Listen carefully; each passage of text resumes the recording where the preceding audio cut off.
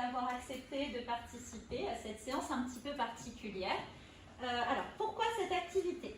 Parce que les relations tendues entre élèves parfois et adultes, et même entre adultes au sein de l'établissement, viennent impacter à la fois votre travail d'apprentissage, mais aussi le plein épanouissement de chacun dans tous les lieux de vie de l'établissement. La relation empathique, ce qu'on appelle avoir de l'empathie pour l'autre, est nécessaire pour que chacun d'entre vous s'épanouisse à l'école. Qui crée des situations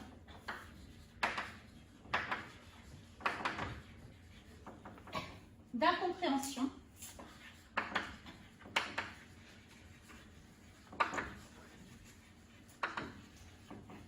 au sein d'un établissement.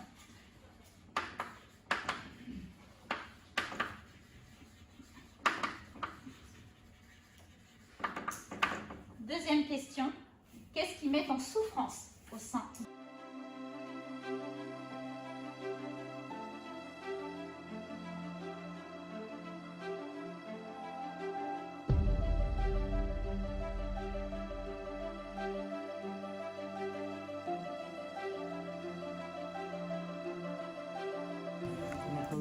On peut aussi avoir des personnalités totalement différentes, que ce soit entre adolescents, adultes-adolescents ou adultes. La différence d'âge ou pas? Comme ça. En fait là tu parles du coup des générations qui se confrontent et du coup il y a des opinions de ce fait qui divergent. Oui. Et l'isolement par contre du coup c'est pas par rapport à l'âge. Okay. C'est en rapport avec le sentiment qui peut être avec le sentiment de souffrance au sein de l'établissement. Okay. Mais du coup c'est avec le manque de remise en question. Ouais, je pense que c'est tout, à chaque fois c'est les autres les problèmes. C'est aussi avec les risques, tu respectes pas les gens quand tu te remets pas en question par rapport à ça. Si on est trop sûr de soi, on comprend pas la peine de se remettre en question, de réfléchir à nos actes et nos paroles. Et du Tu coup, veux toujours être sûr de toi. Voilà. il y a même des personnes qui harcèlent sans même le savoir. La plupart du temps ils le savent mais bon. Au final, tout se regroupe un peu dans les idées. C'est ça. C'est ça qui est bien. Il y a des appréciations, parce qu'il y a des mots qui s'est mis deux fois les appréciations. Vous avez comment? Ça va pas aller dans là. Non mais vas-y laisse un mot.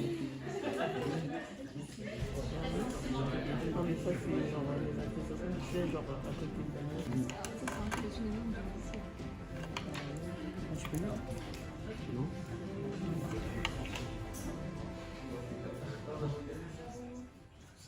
L'abandon ou le sentiment d'abandon? D'accord. Associabilité. Insociabilité? D'accord, merci. La peur de décevoir.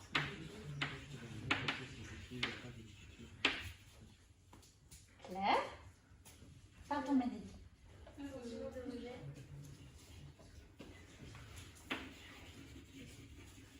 Du coup, la méfiance. La méfiance? Ouais, la méfiance envers les autres, on a plus confiance en eux. La méfiance et la défiance, alors les deux? Oui, c'est ça. Concentration et de travail. Qui avait donné cette idée? Léa, est-ce que tu peux expliquer comment tu en es? Par exemple, si on souffre de quelque chose, par exemple, si c'est une dispute, on va dire, entre amis ou des problèmes familiaux, on va dire, ça peut impacter sur le manque de travail à la maison, et même sur le manque de concentration en classe, parce qu'on peut être ailleurs. D'accord. Tu veux dire que l'esprit est accaparé? Oui, voilà. On met toute la faute sur eux, mais Sur eux, sur qui? sur les harceleurs dans les problèmes. Mais alors forcément leur comportement est répréhensible, et c'est tout à fait normal. Mais souvent, trop souvent sans doute, ils ont été victimes eux-mêmes avant, soit de harcèlement, ou ont vécu des traumatismes dans leur enfance, des problèmes au niveau de la famille. D'accord. Trouble de la personnalité, j'entendais par là, quand on est incompris, on se remet en question. Et je pense que de toute façon, tous les actes qu'on fait dans notre vie, c'est dans le but d'être aimé. Et peut-être que du coup, notre personnalité, elle va changer par rapport à la vie des autres. Et du coup, sur tous les plans, je sais pas, par exemple, quelqu'un de plutôt timide, il peut devenir plutôt violent ou il peut justement compenser certaines lacunes en faisant d'autres actions qu'ils ne faisaient pas. Tu parles de besoin d'amour ou de reconnaissance et d'attention? Peut-être les deux. Peut-être les deux. Ouais.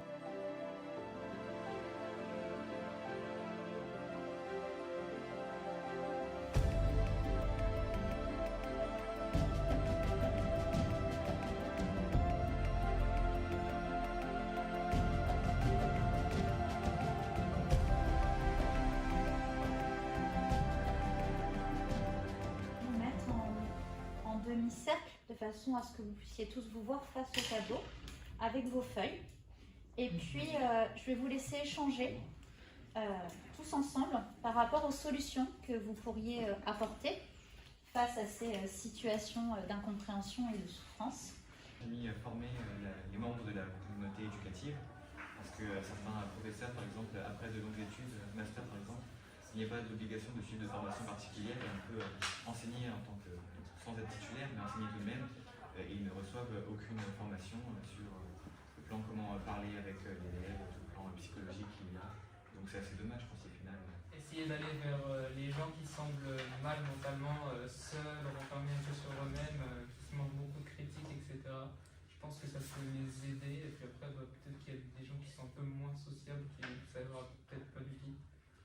En fait, c'est un peu une ouverture d'esprit, parce qu'en vrai, si tout le monde mettait un peu dedans son vin, on pourrait entreprendre une communication entre tous et je pense qu'il y aurait moins de querelles, etc. Genre, ça serait plus, le langage serait plus fluide. Donc, l'objectif, c'est de créer un support qui puisse être utilisé par soit des élèves du même âge que vous, soit, et en l'occurrence, je pense que c'est ce qui est vraiment sorti, et puis faire réfléchir aussi les adultes ou les autres élèves à leur capacité à éviter ou à résoudre ces situations d'incompréhension et de souffrance. Moi, j'avais pensé aussi à une mise en scène mais plus théâtrale sous forme de pièces de théâtre. Oui. Parce que je me dis que ça peut être plus marquant de voir les personnes jouer devant nous plutôt qu'un vidéoclip où là c'est de la retransmission entre guillemets. Un maître du jeu. Un maître du jeu. Léa? Oui, ou alors on met par exemple 3 réponses possibles et après se regarder la réponse, genre on voit laquelle est la meilleure des 3 par exemple, peut correspondre à la situation. Et après il y a la réponse genre derrière ou je sais pas où. Et après du coup on voit la réponse et si on a besoin on peut avancer de 1 ou... Est-ce que le but c'est le dialogue de votre Voilà, jeu? c'est ça aussi. Est-ce qu'un maître du jeu ça pourrait solutionner? Oui. Bon, eh bien, il faut refaire un point. On fait partie de l'institution Sainte-Céline.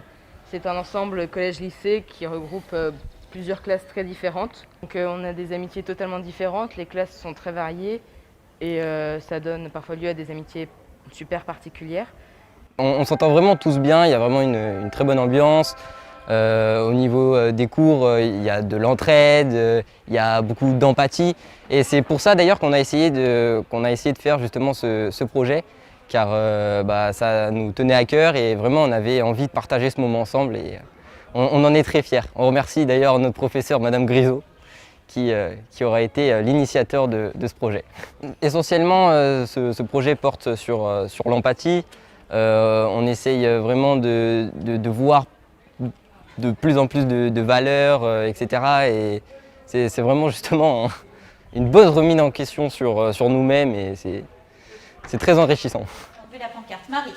Éviter, si on se rend compte que l'élève, c'est vraiment par timidité, que c'est quelque chose qu'il n'y arrive pas, il n'arrive pas à participer et que pourtant on voit que c'est pas parce qu'il n'est pas investi dans le cours. Mais ça peut être bien aussi, si on le dit de temps en temps, et pas face à toute une classe, déjà. Parce que si la personne ne participe pas, c'est parce qu'elle est déjà timide. Et si en plus, devant toute la classe, on le dit, il peut plus se refermer sur lui-même encore. Très bien, merci Marie. La prochaine fois, habillé comme t'es, viens avec ta barre de poids. Vas-y, plus fort. La prochaine fois, habillé comme t'es, viens avec ta barre de poids.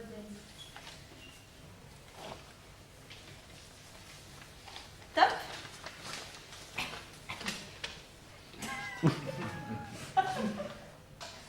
C'est bien là, vous voyez, c'est très intéressant. Levez bien les panneaux qu'on puisse les voir. Donc j'ai des élèves qui À la quasi-unanimité, on le fait surtout pas. Jamil plutôt à éviter, Willem plutôt à éviter et Guillaume, je peux me permettre avec les prénoms, ça ne vous dérange pas, plutôt à éviter. Alors j'aimerais avoir l'avis des surtout pas déjà. Alors pourquoi surtout pas, Juan? Parce que c'est vexant de se sentir jugé par son style vestimentaire. Parce que ça définit pas ce qu'on est. Ça ne définit pas ce qu'on est. Enzo? En gros, sans voir en champ, la DJ, c'est une stripteaseuse. Enfin, c'est vrai. Non. Oui. C'est pas... Pour rebondir du coup sur Endo, même à des jeunes comme à des adultes, je trouve que c'est un manque de respect et que c'est pas un rôle. Enfin, que personne n'a jugé le style de quelqu'un qui soit plus jeune, plus vieux. Enfin, c'est un manque de respect. Oui, c'est important d'avoir cette liberté-là, mais quand on est dans un cadre réglementaire avec un règlement qui stipule telle tenue, etc., eh bien, comme on fait partie de ce cadre-là, eh bien, on est astreint aux règles tout simplement. Et du coup, vous, pour faire prendre conscience à la personne que ce n'est pas tant la règle que vous remettez en cause, mais plutôt la manière dont le propos a été formulé, comment vous pourriez finalement répondre à cette personne? Du coup, leur faire retirer ce qu'ils ont dit. Si la personne, on va dire, en fait, si la personne était ouverte d'esprit de base, elle dirait pas ça. Du coup, leur faire retirer ses paroles, c'est assez compliqué. Après, en tant qu'adulte, il faut que vous compreniez que parfois, les mots dépassent la pensée, ça peut arriver, et prendre conscience qu'on a blessé quelqu'un, souvent ça peut remettre en cause.